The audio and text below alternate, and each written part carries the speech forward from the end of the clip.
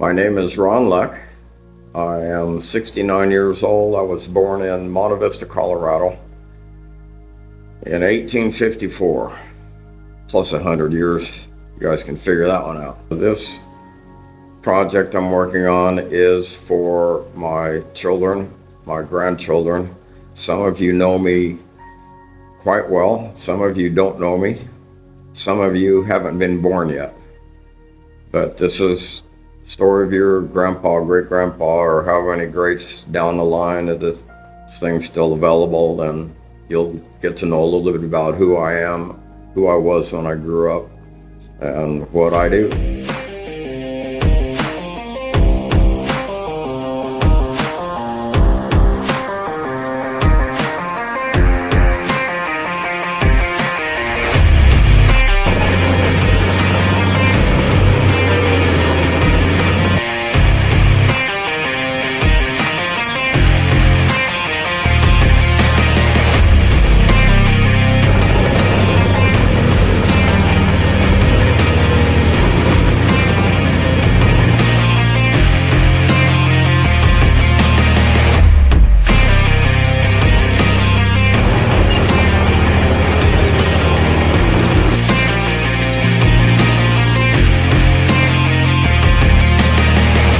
I have to start back when I was probably 4 or 5 years old.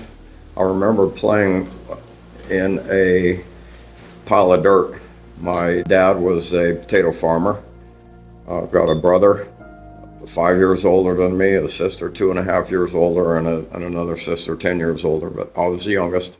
The way I got started in this business was with a small toy like this. The difference is I've got a bigger toy over here and bigger piles of sand over here. So I'm going to show you how I build a green. These contour lines, this stake right here, I'm going to have to doze them out a little spot here, but I'm going to kind of push this out a little bit, just get it roughed in. And then I'm going to put this center right about here. I've got this scale that I can measure off of this plan, and I can see exactly how far these lines are.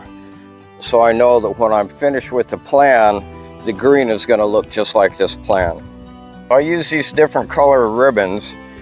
I'll use a red marker on the 180s, and I'll use a red marker on the 90s. I measure these off and make sure they're in line.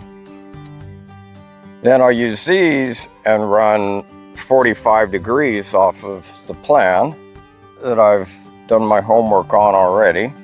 And it's going to look something like that. I'm going to track it in like this and back and forth and back and forth. Now it's compacted.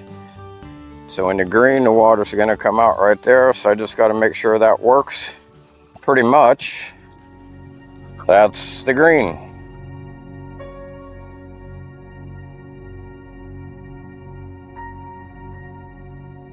As I got older, right out of high school, I did some hitchhiking. I went down to Brownsville, Texas from Colorado.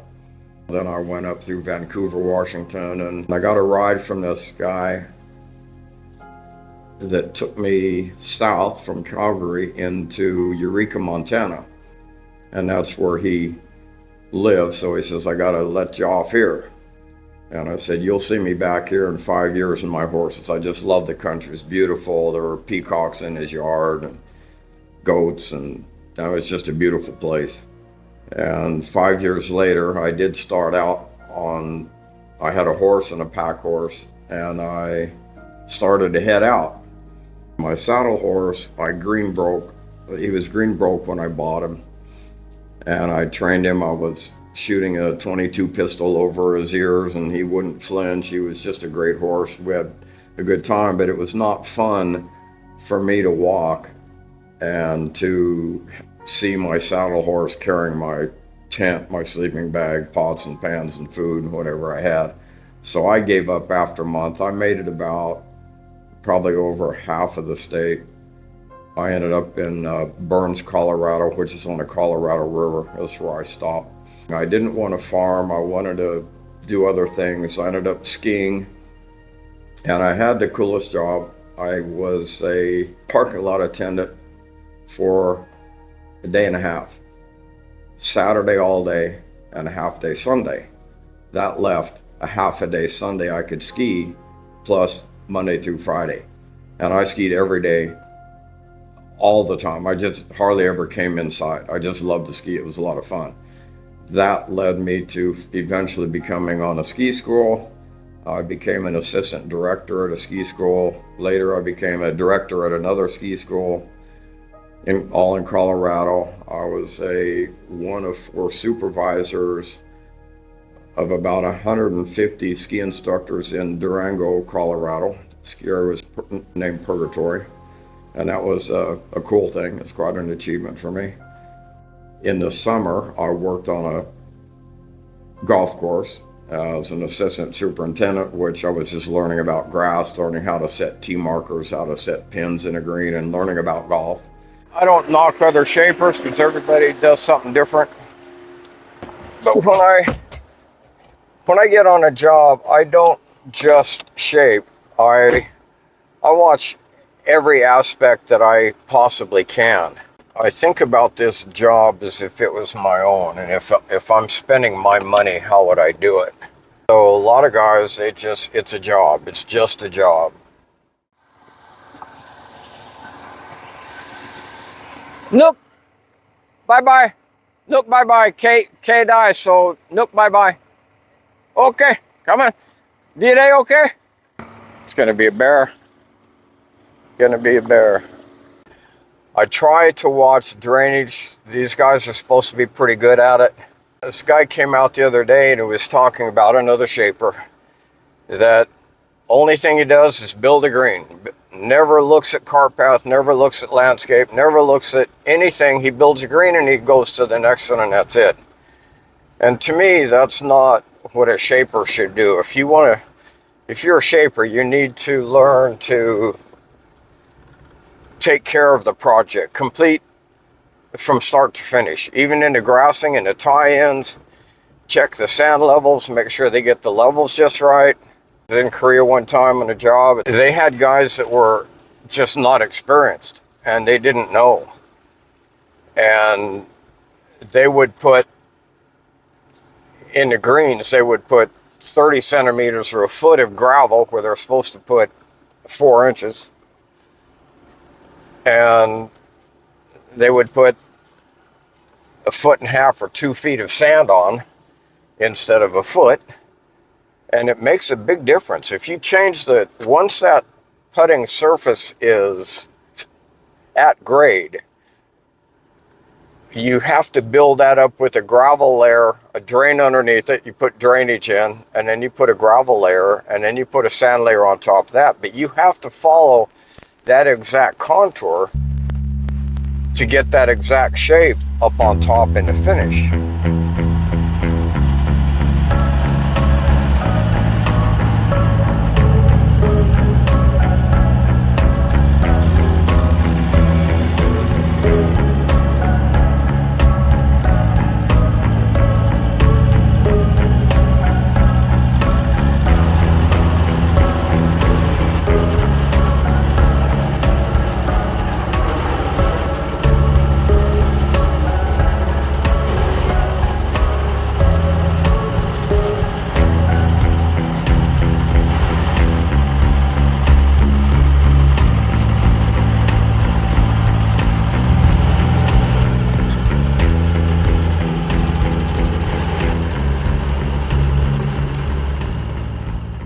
I learned how to drive tractors when I was 11 years old on the potato farm. I ran into a guy that had just quit. He was running a backhoe, rubber tire backhoe. We were sitting down talking one day after he quit. He said, "Ron, if you want to talk to these guys, you might be able to get a job running a backhoe." When I got up to the backhoe, we were driving into the area where the backhoe was. The guy that quit was really mad at him, and he stuck it in this bog. It was just deep mud. As a matter of fact, you could just barely walk out and step on the floorboard of the tractor. It was just level. The owner of the company, French Canadian, Lucian Doyon was his name. He was a great guy. He stood on the outside bank and he showed me to turn the key and how to lift the seat and turn the seat around so I could operate the backhoe part of the backhoe, and then you turn it around to operate the front. And he taught me everything how to run a backhoe from that point. So that got me into equipment besides the normal farm equipment. I got a job digging irrigation line in on a golf course, and that's how I got started into actually golf course industry. I dug irrigation lines, main lines, put all that in. And it's time in Montana that I became a Christian. And I had felt like God was calling me to be a pastor. So I decided to go to California and I was going to be a pastor. I had like $500 in my pocket. I had 3 kids. I had to get a job. So I started contacting. I look at the newspaper every day. Some of you aren't even going to know what a newspaper is, so you'll have to Google that someday. Answered an ad in the paper and it said wanted. Dozer operator with golf course experience. Bingo. It just hit. That was 39 years ago, 38 years ago. I love dozers. I just love to be on them. I am motivated by the artistic abilities that architects will find in me. I think I have a fairly good eye about what looks good. A lot of that comes from growing up in Colorado, spending time on my horses out in the mountains, a lot of time by myself and just looking at natural beauty. My first shaping job as an independent contractor was in Guam. It was a Jack Nicklaus job. I had met Jack Nicklaus, and the first time we met, he said, "Ron, you can have 40% of my plan." He said, "If you change something, you better have a good reason to change it. But we want you to be the one that's going to make this golf course a good Jack Nicklaus golf course." A funny story about Jack. Before he was going to be on the site like the next day, so that one of the human relations guys was out on a job the day before, and we're talking and looking around at the site, and he said, "Okay, Jack's coming tomorrow. Jack's going to stand here. The architect is going to stand here.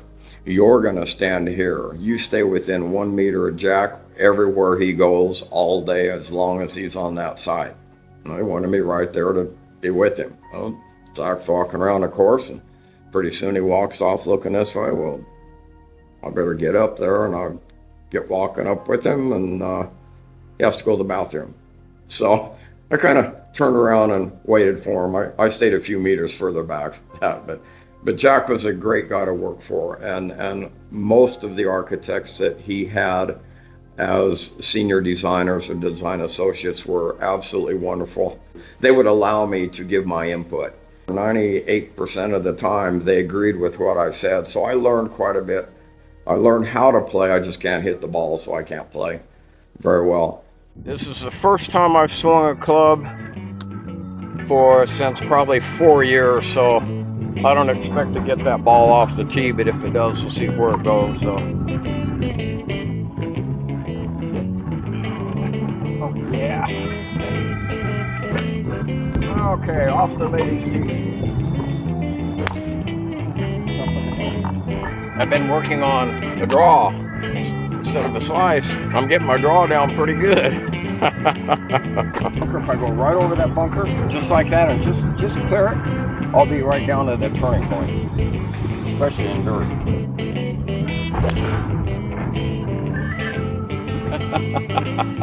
That's right where you want to be. I'll be surprised that ball's not way down there.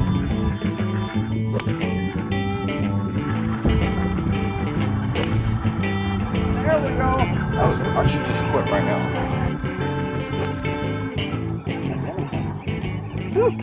Yeah, baby. Money. What do you consider to be your greatest achievement as a shaper? I was on a golf course here in Vietnam. I'm currently in Hanoi, Vietnam. I've been in Hanoi for 18 years. I was on a job about 5 years ago. The architect is Brian Curley. Brian did not want me to be the shaper. He didn't know me. He wanted his own company, or his good friend, and they've worked together for probably 40 years. He wanted that company to build a job, so it was a big fight. I got the job because the owner wanted me there. He insisted on me being there. Oh, well, Ron, your greens look good, but man, those bunkers, we got a long way to go on those. The greatest achievement was working with that and working through that with that architect. One of his last visits on the job, he called me up and said, Ron, come over to T number 15, Stone Valley in Ha Nam, Vietnam.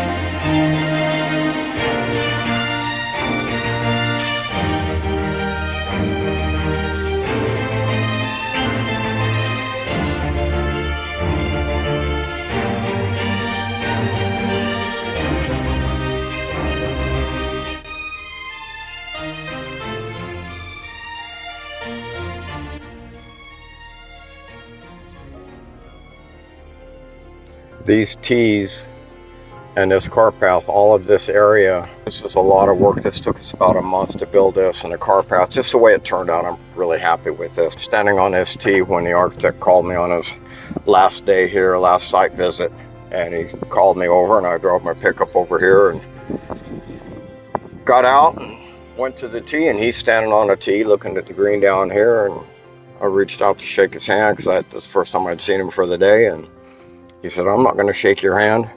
He said, I'm going to give you a hug. And he came over and just gave me a big bear hug, and he said, you did a great job on here. So this is kind of a good memory hole for me.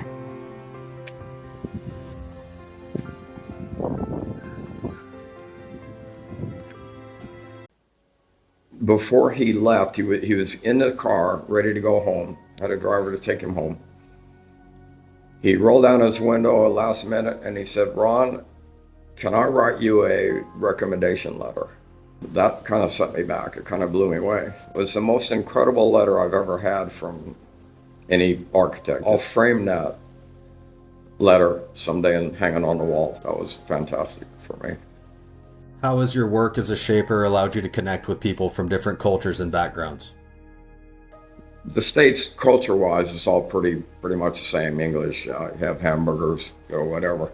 I got a job in Korea. It was in Incheon Airport. It was Sky 72. There were 72 golf holes. I shaped 43 of the greens. Somebody got mad at the client, apparently. I was working illegally without a work permit. They got a call from immigration. Make a long story short, cost them about $25,000 for a fine. And if they caught me on a machine again, I would be blacklisted and not allowed back in Korea. Unfortunately, it just got shut down. I picked up a job in China. The Chinese people that I worked with were absolutely incredible human beings. They were kind as could be. They treated me like a king. They took me out. We had company dinners. They were just great people. Picked up a job in Vietnam. Asking my brother, who is a Marine, who fought over here, what were his thoughts and feelings about me taking a job in Hanoi, because in Hanoi at the time, that was the capital of North Vietnam. That was the capital of the enemy of USA. Go for it. Doesn't matter where it is. It was a wonderful thing as far as meeting different people, learning about Vietnamese culture, The more cultures you go to, the more you're going to realize we're all looking for the same thing.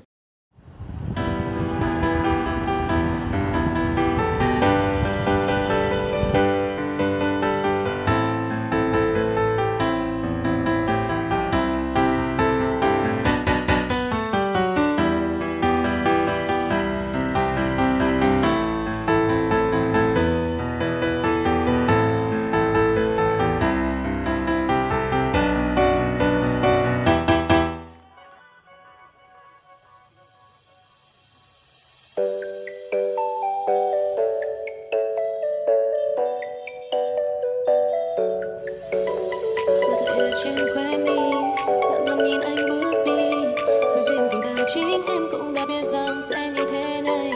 Một người chẳng biết đúng sai, còn người chỉ nghĩ đến ai. Có như vì em đã sai khi đã chót yêu đến ngày dài. Xin đừng quay lưng lại, hãy để em được quên nỗi buồn sâu trong lòng. Hãy đến ông ngủ yên, đi thật xa anh à, đừng tiến lại gần em.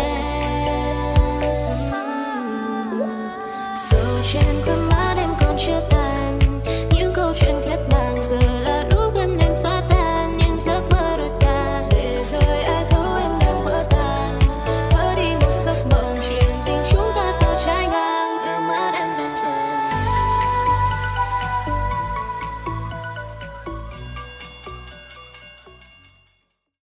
Do you have creative freedom when you're shaping a golf course, or is it strictly by the plan?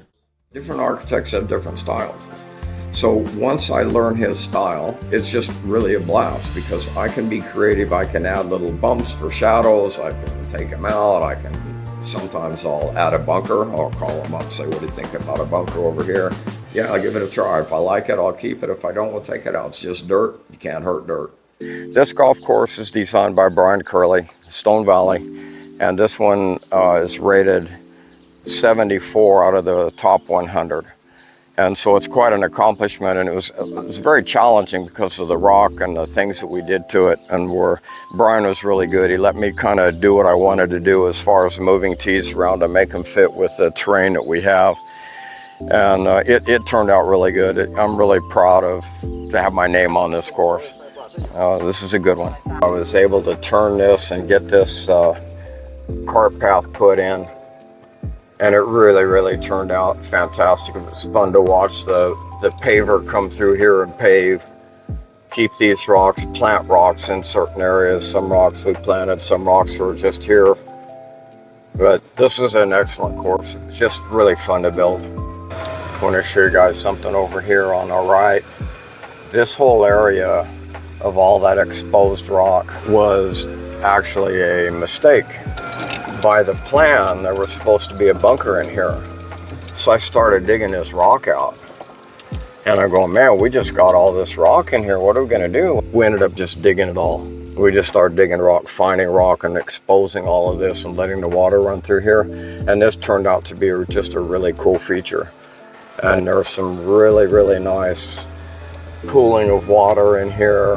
All the pools are natural. We did no rock work in here. This is all natural. Up here on the left, we've got a fruit tree. I don't know the name of it. I can't tell you what it is, but it's about the size kind of an apple, maybe a big apple, a little bit oblong. And the outside is bubbly, kind of a bubbly green, and the skin peels off, and it's about maybe a 1/4 inch thick. And the meat on the inside is just super sweet, and it's got probably 50 seeds that are about the size of half the size of a small marble, you might say. But the meat, the fruit is very, very sweet, and it's really good. So that's what the farmers do. This whole thing a lot of it was filled with those kind of fruit trees.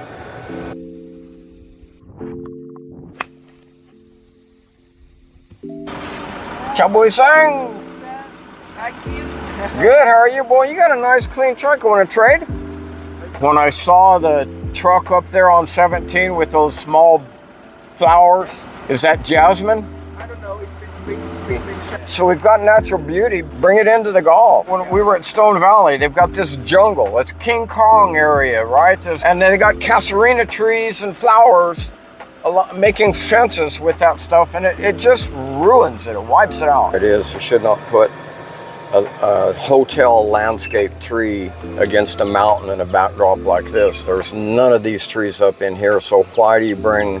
Now it looks really fake. If we would not be doing it and we follow their plan, we would be chopping all these trees out of here and making windows so you can look down a fairway and look backwards at another golf ball. In a lot of ways, we're pretty close. In another way, I don't really care. We're making it better than the plan. That's our job.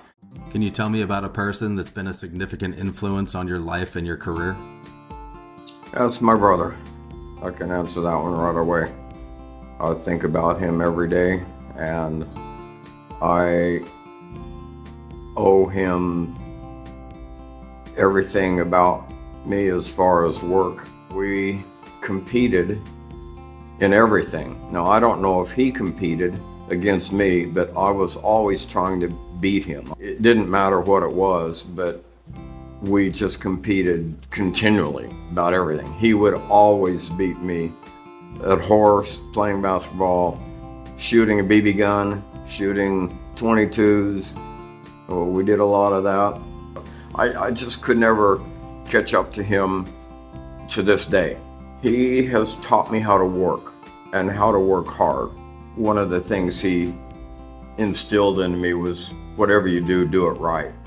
Do the best you can. So yeah, I owe a lot to my brother Bob. What are some of the most interesting stories you've had from your experiences traveling around the world? Oh boy. My first overseas job was in 1990 in Taiwan.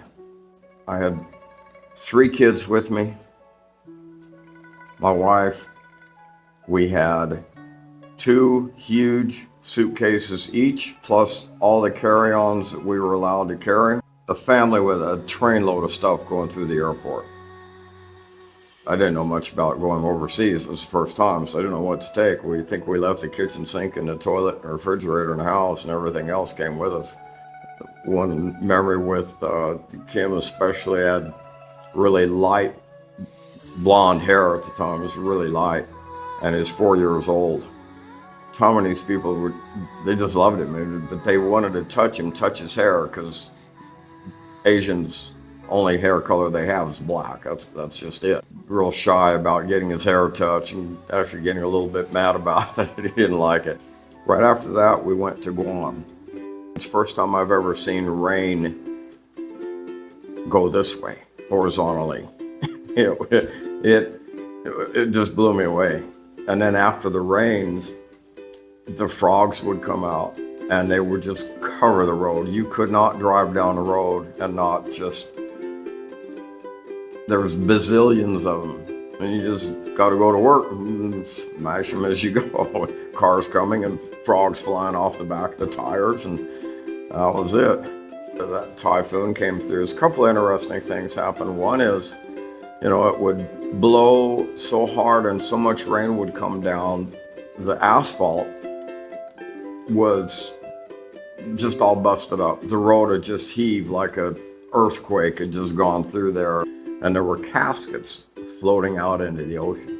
It got into a cemetery, and it just washed everything out. And they're going out, and the people are trying to retrieve the caskets. And that was a sad thing, but it was a pretty interesting thing that happened.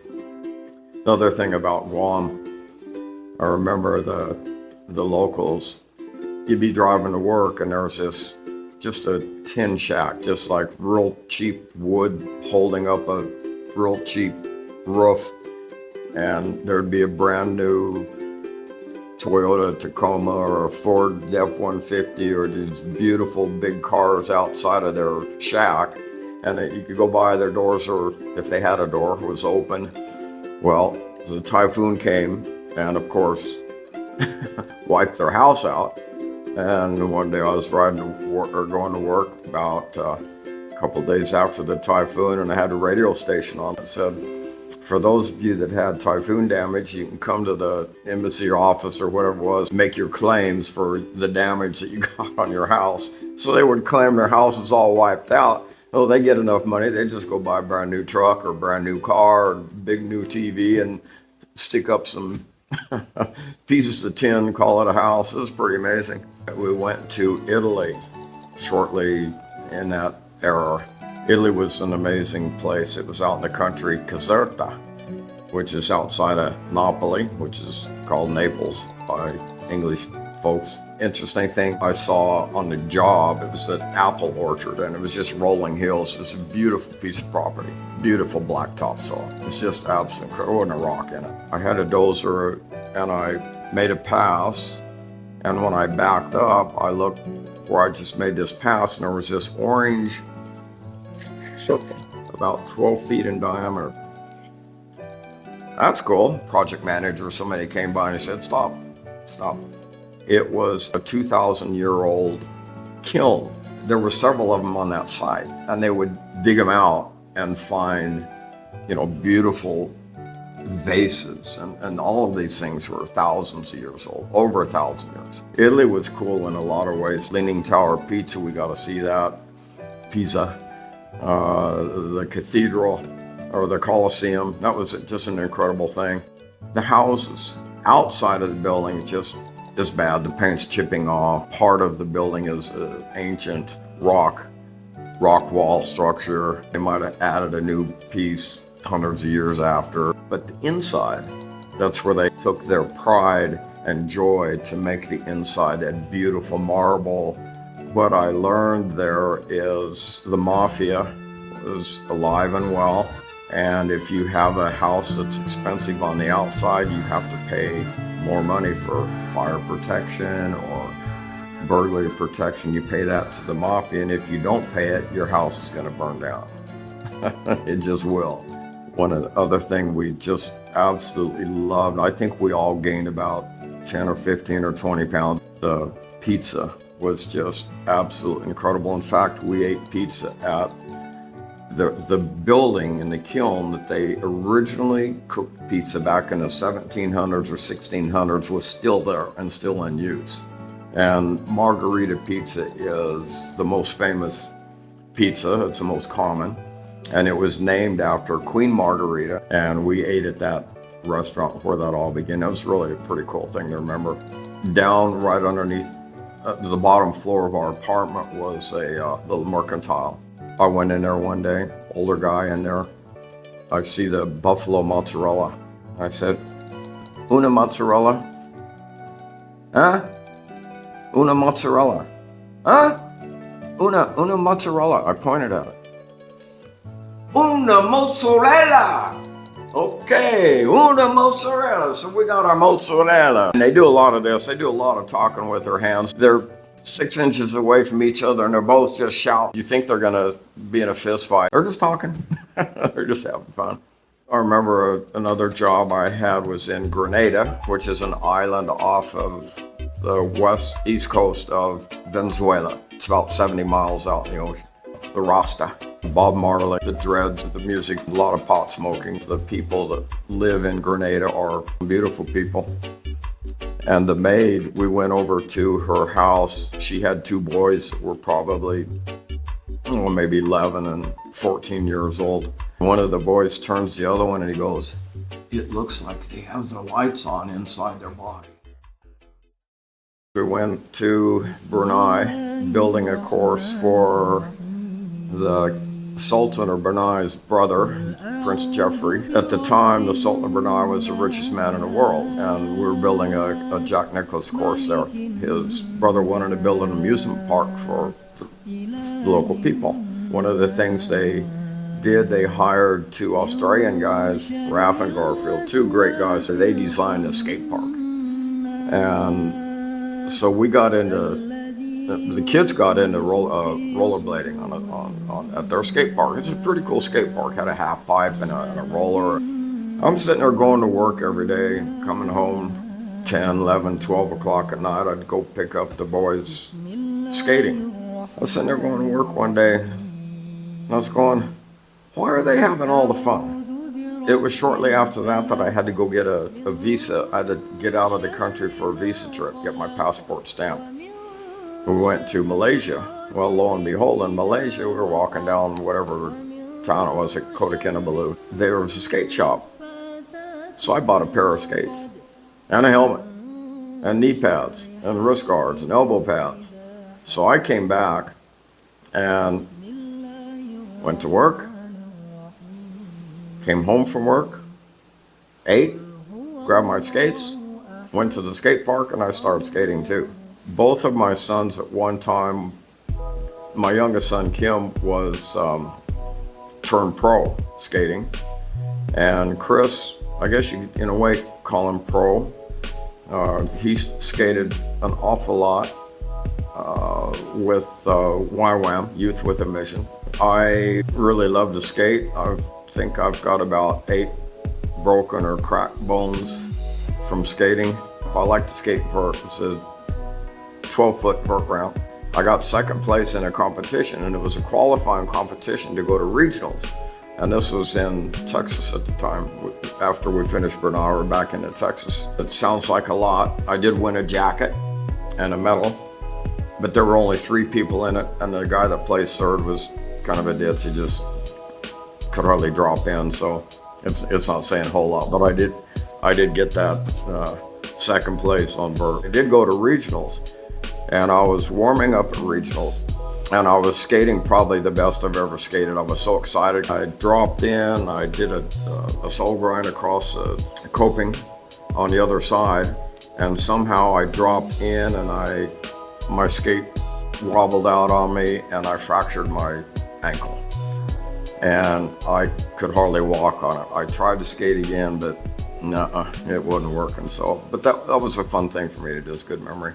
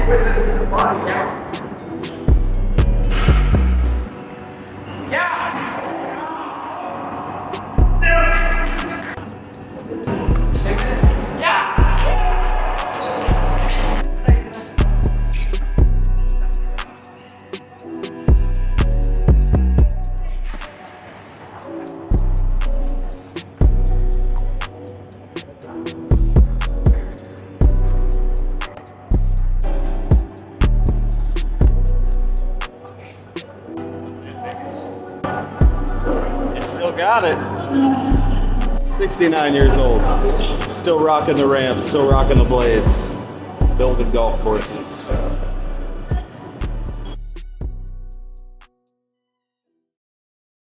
What's your favorite country you've ever lived in? I've got to say it's Vietnam. The Vietnamese people are so friendly. When I came to Vietnam, I would get people running over to me. Oh, foreigner, teach me English. And they were so friendly, and everybody smiled. What's your least favorite thing about Vietnam? Driving.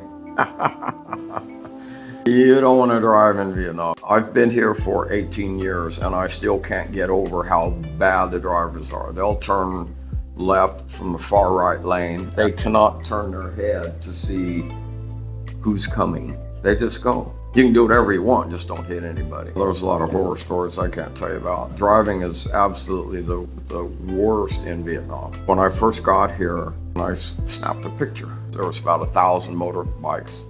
There was about 5,000 bicycles. And there was one car in that whole picture. One car.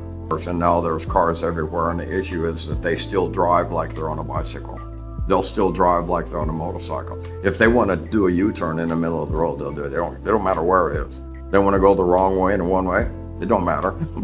There they go. If there's a centimeter or an inch, you better get it, because if you don't get it, somebody else will. You don't look around and look at the scenery when you drive. You are 150% focused on not hitting somebody.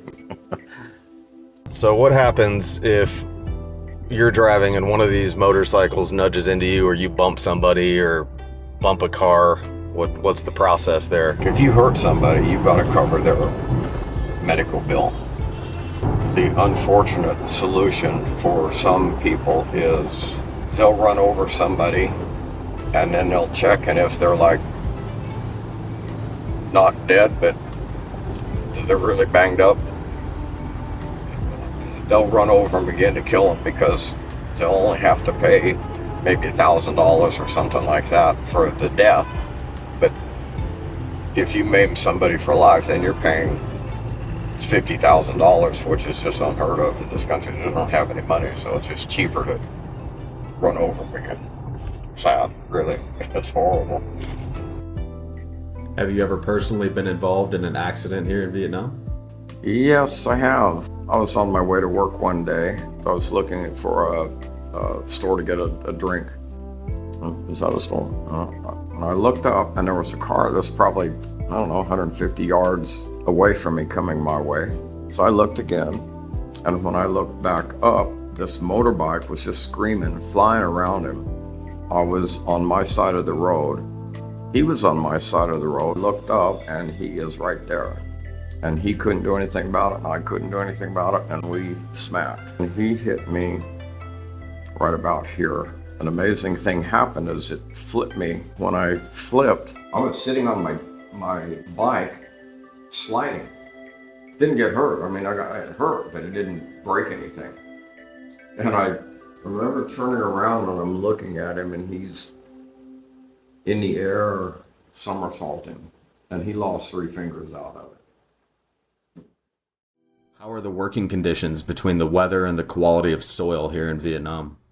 Rain affects our work because we're in dirt, and obviously it gets soaked, and then we end up not working. Trying to get this green finished off in this hot weather. We had a rain last night, and then the sun comes out after the rain, and it heats that wet ground up, and steam just comes right off the ground, and you're in a sauna, and it is miserably hot after rain. That's where we're at right now. 2 combinations of the worst material to work in is either sand and rocks or soft dirt and rocks. Not too many years ago, I was working on a fairway bunker, and these little round, smooth rocks were just right either above the ground a few inches or right on the ground or just below the ground. And I like to operate my machine pretty fast. Usually have a pretty good sense of where I am. And boy, I missed my senses on that one, and I slammed right into this rock, and I had my neck turned and it popped. And I think I fractured my neck. And I can still feel it today, and that was probably 6 years ago. How has your job in the golf course industry affected the relationships with your family? That's a tough one, because my work has basically taken me away from my family. I ended up getting a divorce. I regret that. Communication with my 3 children has been damaged, and largely due to my work. If I would have stayed farming, I wonder sometimes how would that have been? How would that have been different than by moving around? I'd have been in a farmhouse, and we'd all been farmers. I don't know.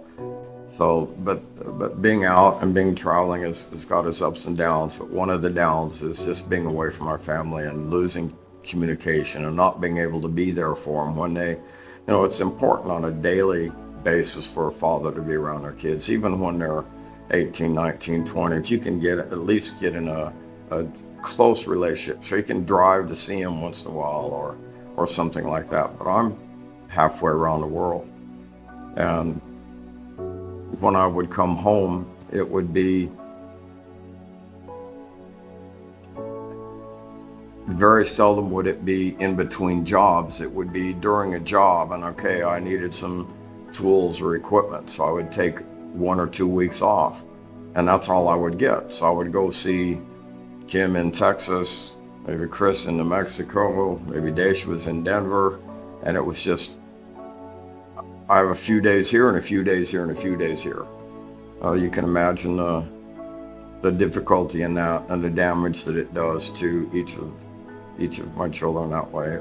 It hurt. If there's one thing you'd want your family to know about you, what would it be?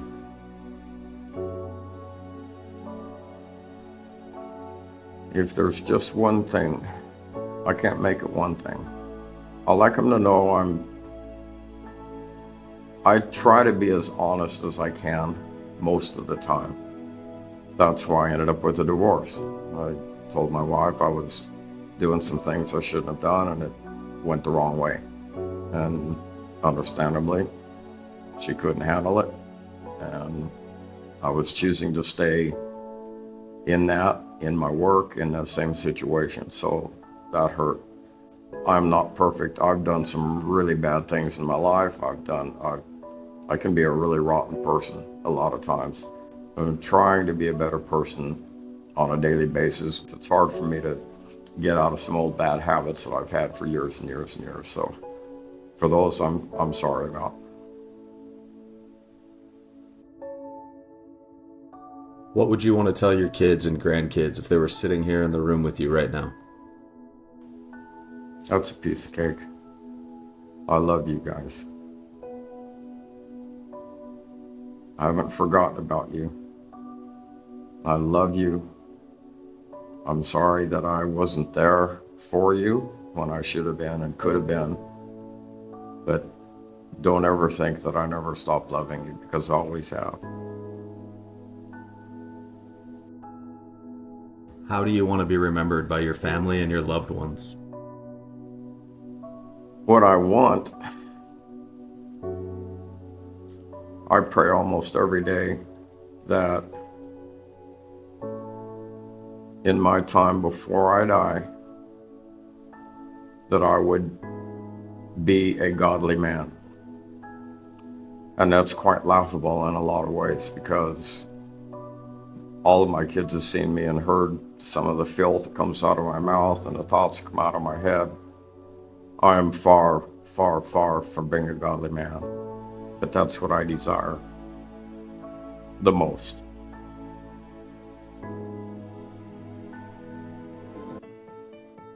Are you happy with the legacy you'll leave behind as a golf course shaper? I think as far as legacy goes, work-wise, I've pretty much got my work legacy set. I'm a hard worker, and I stay busy because of it. If you're not good, you're probably not going to be working steady. We have to be good. I don't like to think of myself as a good shaper. I try my best at what I do, but I have to be good to stay busy. And I've been blessed and fortunate to be busy. Work hard. Work really hard. People see that. I got a call a couple of weeks ago. We'd like you to shape our golf course. Well, I'm busy. I'm going to be busy for a year. That's okay. We're going to wait. We want you. That's a good feeling that somebody would respect my work enough to want me to come back.